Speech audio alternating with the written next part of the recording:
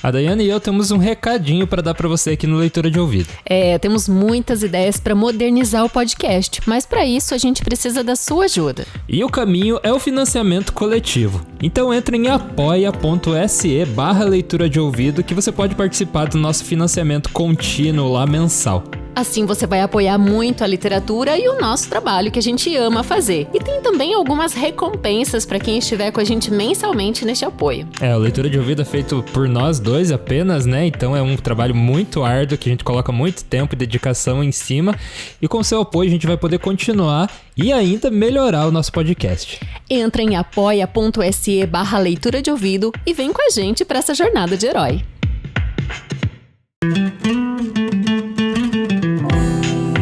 Bem-vindo à Leitura de Ouvido, o podcast que transforma linhas em ondas sonoras.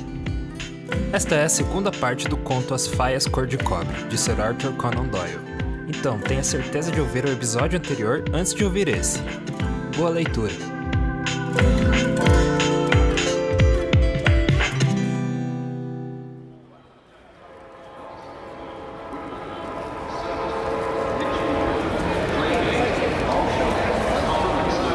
O Cisne Negro é um hotel de certa fama situado na High Street, a pouca distância da estação. Ali encontramos a jovem que nos esperava. Reservara uma sala particular e mandara servir o almoço. Fico feliz por terem vindo, disse francamente. Os dois foram muito amáveis. Na verdade, não sei o que fazer. Seus conselhos serão preciosos para mim. Diga-nos primeiro o que aconteceu. É o que farei e preciso ser rápida, pois prometi ao Sr. Rucastle que voltaria antes das 3 horas. Ele me deu permissão para vir à cidade esta manhã, mas não imagina o que vim fazer. Pode começar seu relato e diga tudo na devida ordem. Holmes estendeu as pernas longas e magras diante do fogo e se instalou comodamente para escutar.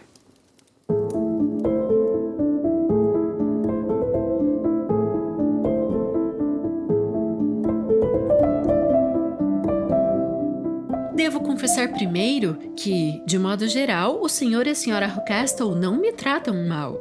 Tenho que ser justo em relação a isso, mas não consigo entendê-los e a atitude deles não me deixa tranquila. O que é que não consegue entender? Os motivos de seu comportamento, mas vou contar os fatos exatamente como ocorreram. Quando cheguei, o Sr. Rucastle me esperava na estação e me levou de carro às Faias Cor de Cobre. É, como havia dito, uma casa bem situada, mas não é bonita. É um bloco grande, quadrado, pintado de branco, todo manchado pela umidade e pela intempérie. Ao seu redor há bosques em 3 lados e no quarto um campo que desce até a grande estrada de Southampton, que faz uma curva a uns 100 metros da porta da entrada. O terreno da frente pertence à casa, mas os bosques em volta fazem parte das propriedades do Lord Southampton. Um conjunto de faias cor de cobre plantadas em frente da porta deu o nome ao local. O próprio Sr. Rucastle, amável como sempre, conduzia o carro e me apresentou à mulher e ao filho assim que chegamos. A hipótese que nos pareceu tão provável em sua casa da Baker Street era falsa, Sr. Holmes. A Sra. Rucastle não é louca. É uma mulher quieta e pálida, muito mais nova que o marido. Não conta mais de 30 anos, enquanto ele não tem menos que 45. Pela conversa deles, soube que estão casados há uns 7 anos, que o Sr. Rucastle era viúvo quando se casou com ela e que a única filha que teve com a primeira mulher é a moça que agora está na Filadélfia. O Sr. Rucastle me disse confidencialmente que ela foi embora porque não suportava a madrasta. Como a filha deve ter pelo menos 20 anos, imagino perfeitamente que se sentia incomodada de estar sempre em companhia da jovem esposa do pai. A Sra. Rucastle me pareceu insignificante, tanto na aparência quanto na personalidade. Não me causou nenhuma impressão, nem boa nem ruim. É como se não existisse. Nota-se à primeira vista que é apaixonadamente devotada ao marido e ao filho pequeno. Seus olhos cinza claros passam continuamente de um para o outro, a fim de atender seus menores desejos e antecipar-se a eles se possível. Ele a trata com carinho, à sua maneira rude e impetuosa, e em geral parecem um casal feliz. No entanto, essa mulher tem um sofrimento secreto, Perde-se às vezes em pensamentos profundos, com uma expressão muito triste no rosto. Mais de uma vez a surpreendi chorando. Pensei às vezes que era o caráter do filho que a afligia, pois nunca vi criança mais malcriada e de instintos tão perversos. É pequeno para a idade, com uma cabeça desproporcionalmente grande. Passa a vida numa alternância de acessos de raiva selvagem e intervalos de melancolia negra. Seu único prazer parece ser atormentar as criaturas mais fracas que ele, e possui um talento notável para espreitar e capturar ratos, pássaros e insetos. Mas prefiro não falar do menino, Sr. Holmes, que na verdade tem muito pouco a ver com minha história. Gostaria de ouvir todos os detalhes, comentou meu amigo, mesmo que não lhe pareçam úteis. Tentarei não esquecer nada importante. A única coisa desagradável da casa, que logo me chamou a atenção, é a aparência e o comportamento dos empregados. São só 2, marido e mulher. Toller, este é o seu nome, é um homem mal educado e grosseiro, com cabelos e costeletas grisalhos. Está sempre cheirando a álcool. Desde que estou na casa, o vi 2 vezes completamente bêbado, mas o Sr. Ruckestle parece não se importar com isso. Sua mulher é muito alta e forte, com um rosto azedo. É tão quieta como a Sra. Ruckestle, porém muito menos amável. Formam um casal muito desagradável que pouco me incomoda, pois passo quase o tempo todo no quarto do menino e no meu, 2 aposentos contíguos situados num dos cantos do prédio. Nos 2 primeiros dias após minha chegada às faias cor-de-cobre, minha vida foi muito tranquila. No 3º dia, a Sra. Ruckestle desceu logo depois do café da manhã e sussurrou algumas palavras no ouvido do marido. Ah, sim, disse ele virando-se para mim. Estamos muito gratos, senhorita Hunter, por ter sacrificado seus cabelos para atender a nossa fantasia. Garanto-lhe que lhe caiu muito bem. Vamos ver agora como fica com o vestido azul elétrico. Vai encontrá-lo na cama de seu quarto e, se tiver a bondade de prová-lo, ficaremos muito satisfeitos. O vestido que encontrei preparado para mim em meu quarto tinha uma tonalidade azul especial. O tecido, uma espécie de lã macia, era de boa qualidade, porém apresentava sinais evidentes de que havia sido usado. Não assentaria melhor em mim se tivesse sido feito sob medida. Ao ver-me com ele, o senhor e a senhora Ruckestle mostraram sua alegria de maneira que me pareceu exagerada. Esperavam-me na sala de estar, um aposento muito grande que ocupa a parte da frente da casa, com 3 janelas que vão até o chão. Junto à janela do meio, colocaram uma cadeira, com as costas viradas para fora. Pediram-me que me sentasse nela, e em seguida, o Sr. Ruckestle começou a andar de um lado para outro, contando-me algumas das histórias mais engraçadas que ouvi em minha vida. Não podem imaginar como era divertido, e ri até me cansar. A Sra. Ruckestle, que parece não ter senso de humor, nem sequer chegou a sorrir. Ficou sentada com as mãos no colo e uma expressão de tristeza e ansiedade no rosto. Isso durou aproximadamente 1 hora. De repente, o Sr. Ruckestle comentou que era hora de iniciar os trabalhos do dia e que eu podia trocar de vestido e ir ao quarto do pequeno Edward. 2 dias depois, a mesma encenação se repetiu, exatamente nas mesmas condições. Mais uma vez troquei de vestido, voltei a sentar-me junto à janela e ri tanto quanto da primeira vez das histórias engraçadas de meu patrão, que parece possuir um repertório inesgotável e as conta de maneira inimitável. Em seguida, me deu um romance de capa amarela e, virando um pouco a cadeira para que minha sombra não caísse sobre as páginas, pediu-me que lesse em voz alta. Li durante cerca de 10 minutos, começando numa página aberta ao acaso. De repente, o Sr. Ruckestle me interrompeu no meio de uma frase e me mandou ir trocar de vestido. Pode imaginar facilmente, Sr. Holmes, quanto essas representações extravagantes excitaram minha curiosidade. Observei que sempre tinham o cuidado de me fazer virar de costas para a janela, de modo que logo quis ansiosamente ver o que ocorria atrás de mim. À primeira vista parecia impossível, mas logo encontrei um jeito. Meu espelho de bolso havia quebrado, o que me deu a ideia de esconder um pedacinho no lenço. Na vez seguinte, no meio das risadas, levei o lenço aos olhos e pude ver com certa habilidade o que havia atrás de mim.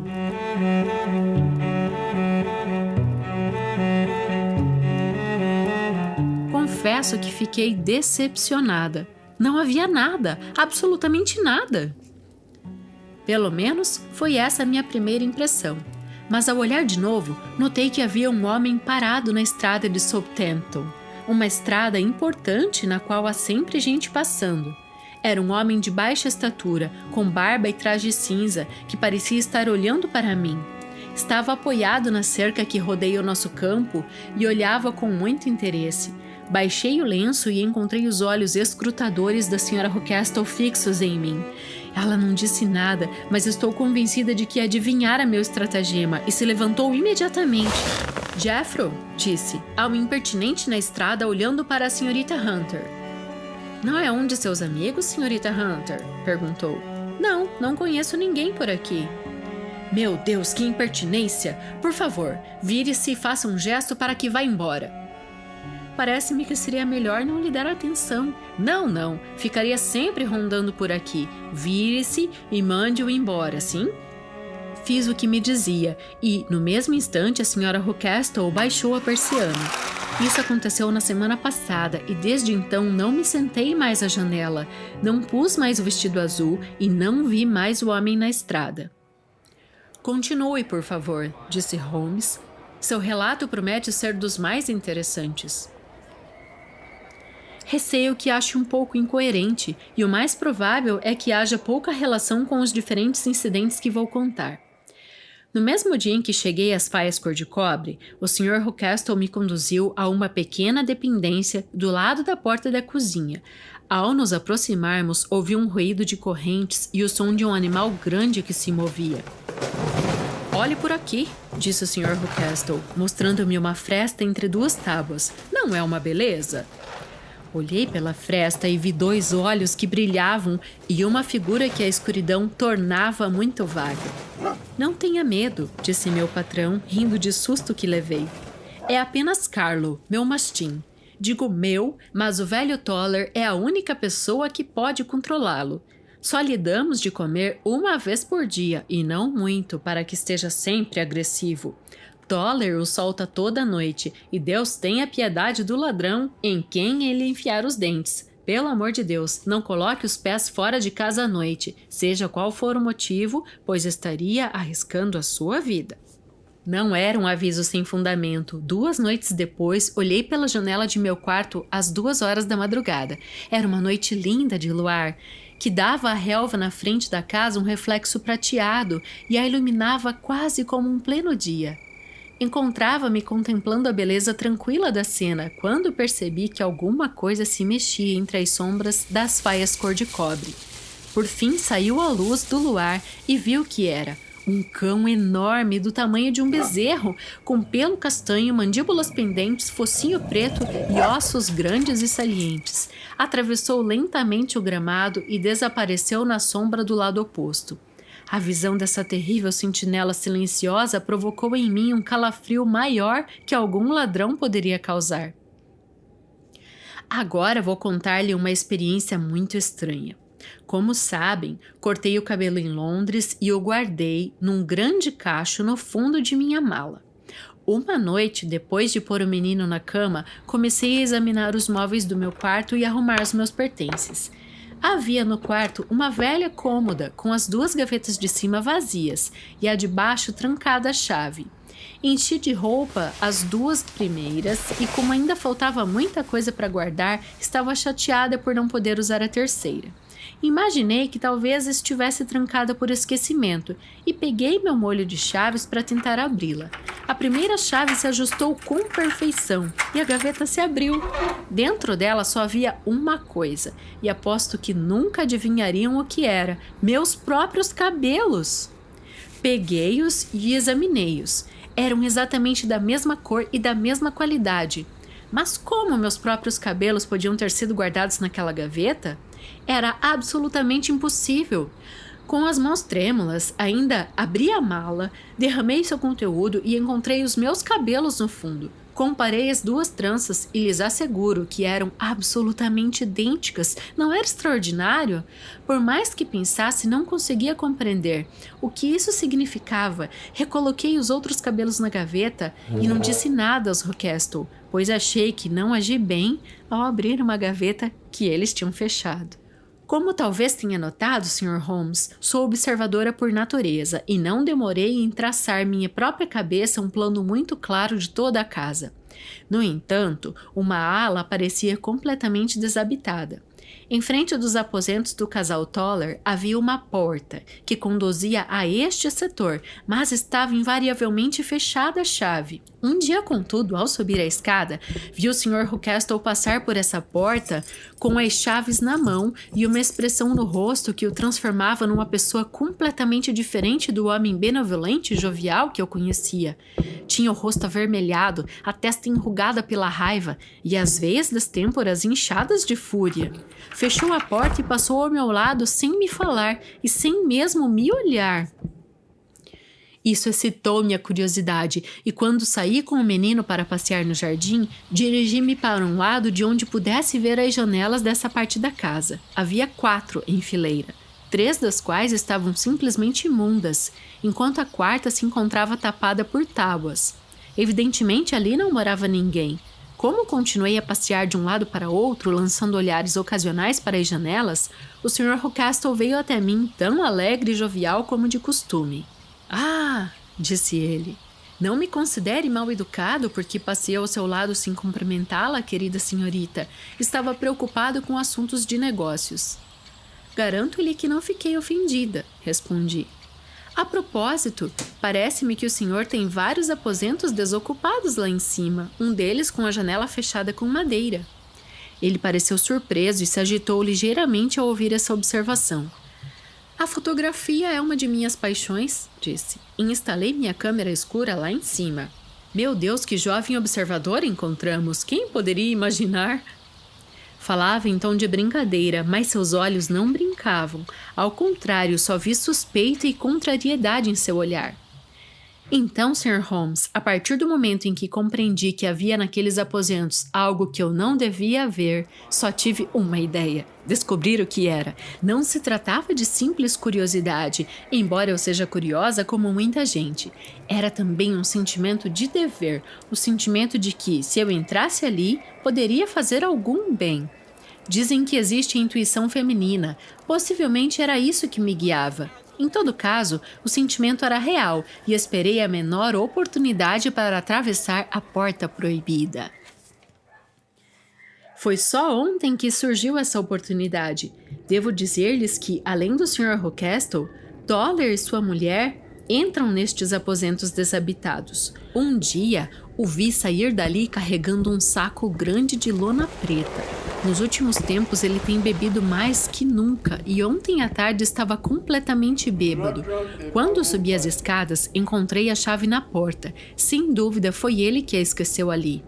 O Sr. e Sra. Ruckestle estavam embaixo com o filho. Era, portanto, uma ocasião excelente para satisfazer minha curiosidade. Girei com cuidado a chave na fechadura, abri a porta e me esgueirei pelos lugares misteriosos. Encontrei-me num pequeno corredor sem tapete e sem papel de parede, que dobrava em ângulo reto até o extremo oposto. Na volta havia 3 portas em seguida. A primeira e a terceira estavam abertas, davam acesso a aposentos vazios, cheios de pós sombrios, um com 2 janelas, o outro só com uma. Os vidros das janelas estavam tão sujos que mal deixavam a luz penetrar. A porta do meio estava fechada e atravessada por fora por uma barra de uma cama de ferro, presa com um cadeado e uma argola fixa na parede, numa ponta e amarrada com uma corda grossa na outra. A própria porta estava trancada à chave, mas não havia nem sinal da chave. Essa porta correspondia, evidentemente, à janela coberta de tábuas que eu vira do lado de fora. No entanto, o raio de luz que passava debaixo da porta indicava que o quarto não estava às escuras. Havia, com certeza, uma claraboia que deixava a luz entrar pelo teto. Enquanto eu olhava aquela porta misteriosa e me perguntava que segredo podia esconder, ouvi de repente ruído de passos dentro do quarto e vi uma sombra que cruzava de um lado para outro no estreito facho de luz que filtrava debaixo da porta.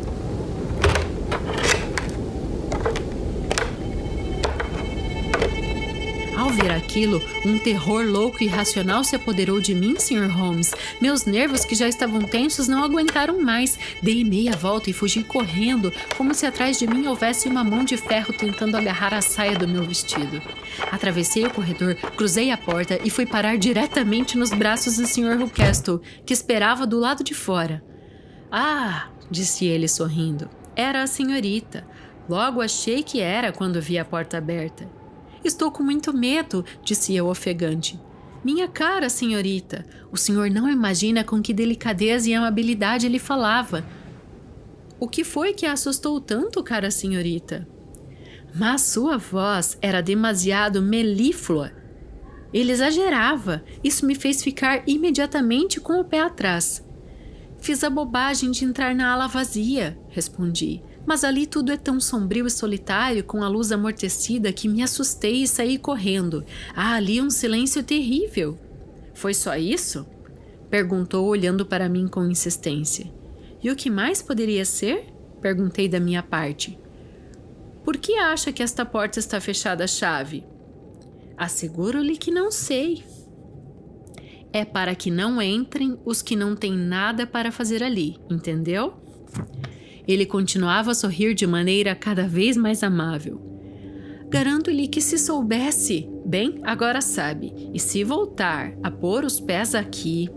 Num instante o sorriso se converteu numa contração de raiva e ele me amedrontou com um olhar diabólico. Vou dá-la como comida ao mastim. Estava tão assustada que não sei o que fiz. Suponho que saí correndo e fui ao meu quarto. Não me lembro mais de nada, até o momento em que me encontrei tremendo em minha cama. Então, pensei no senhor, Sr. Holmes. Não podia mais continuar a morar ali sem pedir conselho a alguém. Tinha medo da casa, do patrão, da mulher, dos empregados, da própria criança. Todos me causavam horror. Parecia-me que se pudesse vir para cá, tudo ficaria bem. Evidentemente, poderia fugir da casa, porém minha curiosidade era quase tão forte quanto meu medo. Resolvi mandar-lhe um telegrama. Coloquei o casaco e o chapéu, fui até o telégrafo, que fica a mais ou menos 800 metros da casa, e ao voltar, já me senti aliviada de um grande peso. Ao me aproximar da casa, assaltou-me a dúvida terrível de que o cão pudesse estar solto, mas me lembrei que Toller havia bebido tanto naquele dia que ficara sem sentidos, e sabia que era a única pessoa da casa que tinha algum controle sobre aquela fera e podia atrever-se a deixá-la solta. Entrei sem problema e passei metade da noite sem conseguir dormir, de alegria ao pensar que ia vê-lo logo. Obtive facilmente permissão para vir a Winchester esta manhã, mas preciso estar de volta antes das 3 horas da tarde, porque o Sr. e a Sra. Ruckestle vão fazer uma visita a amigos e estarão fora a tarde inteira e parte da noite, de modo que tenho de cuidar do menino. Já lhe contei todos os fatos, Sr. Holmes. Ficarei muito contente se me disser o que significa tudo isso e, sobretudo, o que devo fazer. Holmes e eu ouvimos com a maior atenção o relato extraordinário. Ao chegar a este ponto, meu amigo se pôs de pé e começou a andar pela sala com as mãos nos bolsos e o rosto extremamente preocupado. Toller ainda continua bêbado? Perguntou. Sim, esta manhã ouvi sua mulher dizer à Sra. Ruckestle que não podia fazer nada com ele. Isto é bom. E os Ruckestle vão sair esta tarde? Sim. Existe um porão com uma fechadura forte? Sim, a adega. Parece-me, senhorita Hunter, que se comportou até agora como mulher inteligente e corajosa. Poderia fazer mais uma coisa? Não lhe pediria se não a considerasse uma mulher excepcional. Tentarei. Do que se trata? Meu amigo e eu chegaremos às Faias Cor-de-Cobre às 7 horas. Os Ruckestle estarão fora e Toller, se tivermos sorte, continuará fora de combate. Só resta sua mulher, que poderá dar o alarme. Se puder mandá-la buscar alguma coisa na adega e trancá-la à chave, isso facilitaria enormemente nosso trabalho. Eu o farei. Perfeito. Neste caso, vamos examinar o assunto minuciosamente. Só há uma explicação possível. A senhorita foi levada lá para representar o papel de alguém, e a personagem verdadeira está trancada no quarto misterioso, é evidente. Quanto à identidade da prisioneira, não duvido que seja filha do Sr. Ruckestle, Alice Ruckestle, que se tenho boa memória que disseram ter ido para a América. Está claro que a senhorita foi escolhida porque se parece com ela em estatura, corpo e cor do cabelo. O dela foi cortado possivelmente por causa de uma doença, e naturalmente o seu também devia ser sacrificado. Por um acaso curioso, a senhorita encontrou a trança dela cortada. O homem da estrada é certamente um amigo dela, provavelmente seu noivo, que se enganou com a semelhança e com um dos seus vestidos que a senhora usou. Ele ficou convencido por suas risadas e seu gesto de desprezo, de que a senhorita Ruckestle era perfeitamente feliz e já não desejava que lhe fizesse a corte. O cão é solto todas as noites para impedir que ele tente comunicar-se com ela. Tudo isso é muito claro. O aspecto mais sério do caso é o humor do menino. Que relação isso tem com o resto? Indaguei. Caro Watson, você mesmo, em sua prática médica, está continuamente fazendo deduções sobre as tendências das crianças estudando os pais. Não vê que o procedimento inverso também é verdadeiro? Com muita frequência, obtive os primeiros indícios sobre a personalidade dos pais estudando os filhos. O gênio desse menino é anormalmente cruel. Ele tortura por puro amor à crueldade. Quer tenha herdado esses vícios do pai, sempre sorridente, o que é mais provável, quer o tenha herdado da mãe, é um presságio triste para a pobre moça que está em seu poder. Estou convencida de que tem razão, Sr. Holmes, concordou nossa cliente. 1000 detalhes vêm à minha cabeça comprovando que acertou em cheio. Oh, não podemos perder um instante para socorrer esta pobre criatura. Devemos agir com prudência, pois estamos lidando com um homem muito esperto. Não podemos fazer nada antes das 7. Neste horário, estaremos ao seu lado e o mistério logo será esclarecido.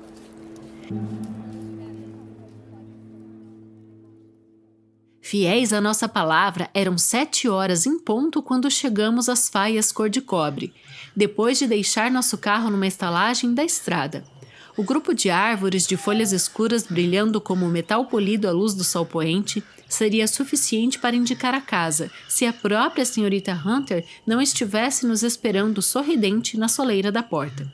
Conseguiu? Perguntou Holmes.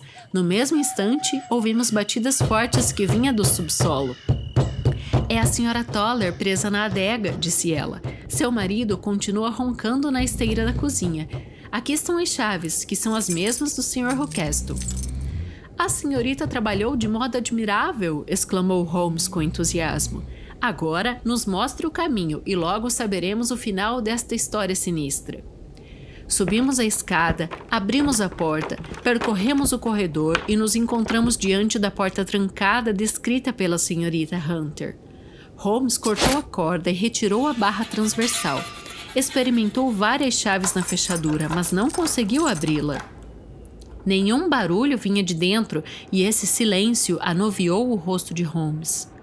Espero que não tenhamos chegado tarde demais, disse. Creio, senhorita Hunter, que não convém entrar conosco. Agora, Watson, vamos usar os ombros e arrombar a porta. Era uma porta velha e arruinada, que cedeu logo aos nossos esforços. Precipitamo-nos juntos no interior. O aposento estava vazio. A única mobília que tinha um colchão de palha, uma pequena mesa e uma cesta cheia de roupa branca. A clarabóia do teto estava aberta e a prisioneira havia desaparecido. Aqui houve uma nova perversidade, disse Holmes. Nosso amigo adivinhou as intenções da senhorita Hunter e levou a vítima para outro lugar. Mas de que jeito? Pela clarabóia, logo veremos como fez isso. E se alçou até o telhado pela clarabóia. Ah, sim, gritou. Aqui está a ponta de uma escada de mão, encostada na beira do telhado. Foi por ali que atirou. É impossível, disse minha senhorita Hunter. A escada não estava aí quando os Ruckestle saíram. Ele voltou e a colocou. Digo-lhe que é um homem muito astuto e perigoso. Não me surpreenderia muito se os passos que ouvimos na escada fossem dele. creio, Watson, que faria bem em ter uma arma preparada. Mal tinha pronunciado estas palavras quando apareceu na porta um homem gordo e corpulento com um bastão enorme na mão.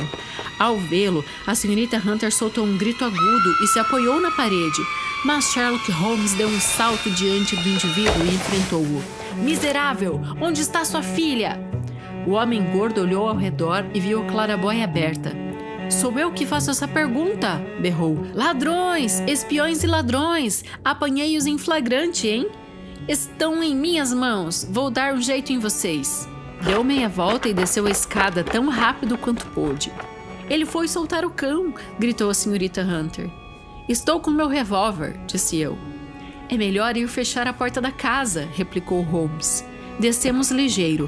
Mal chegamos embaixo, ouvimos os latidos do cão. Em seguida, um grito de agonia e um barulho de luta horroroso. Um homem de idade com o rosto vermelho e as pernas trêmulas apareceu cambaleando na porta lateral. Meu Deus! Gritou. Alguém soltou o cão. Há 2 dias que ele não come. Rápido, rápido, ou será tarde demais.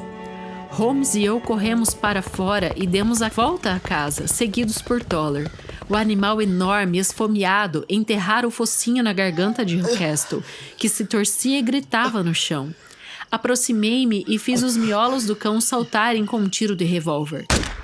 Ele caiu, mas com os dentes brancos e afiados ainda presos no pescoço da vítima. Tivemos muito trabalho para separá-los.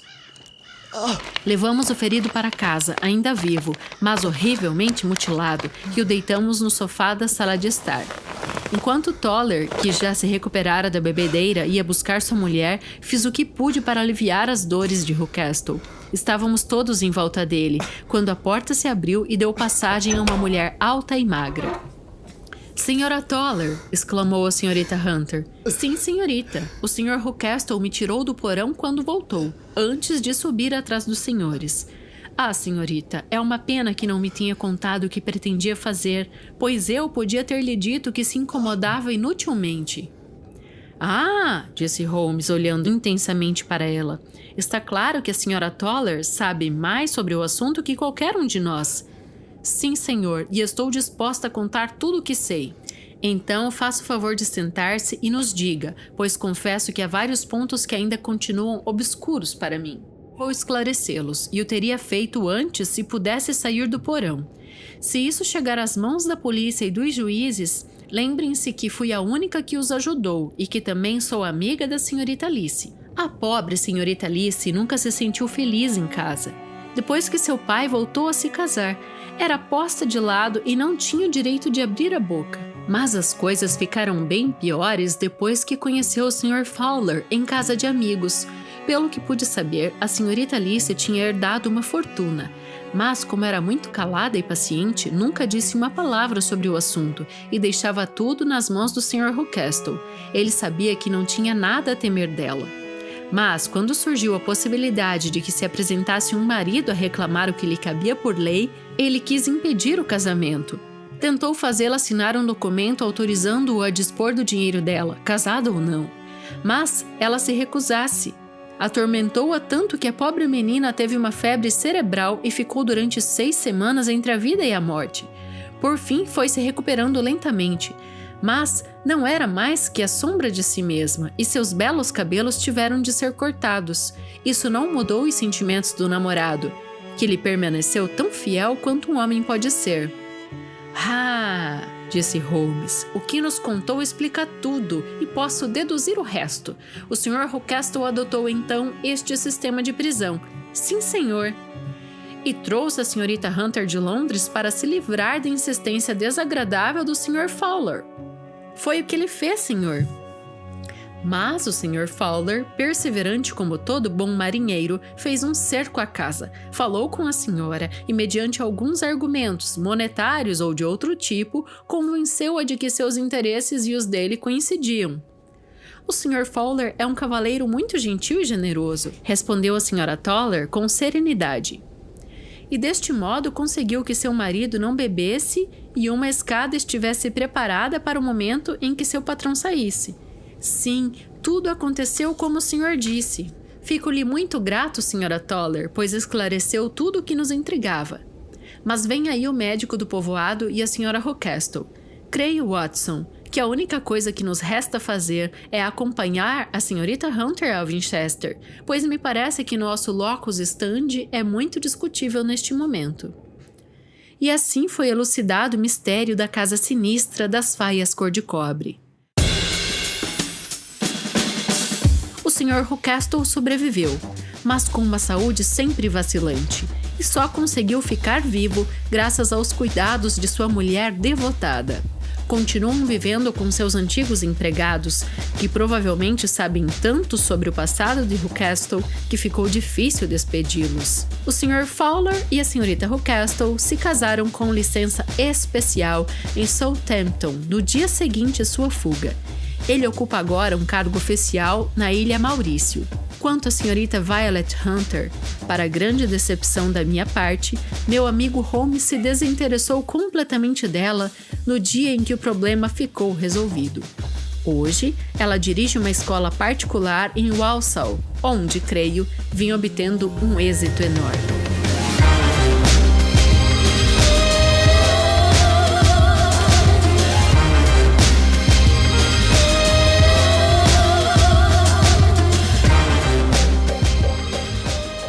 Chegamos ao fim da leitura de ouvido.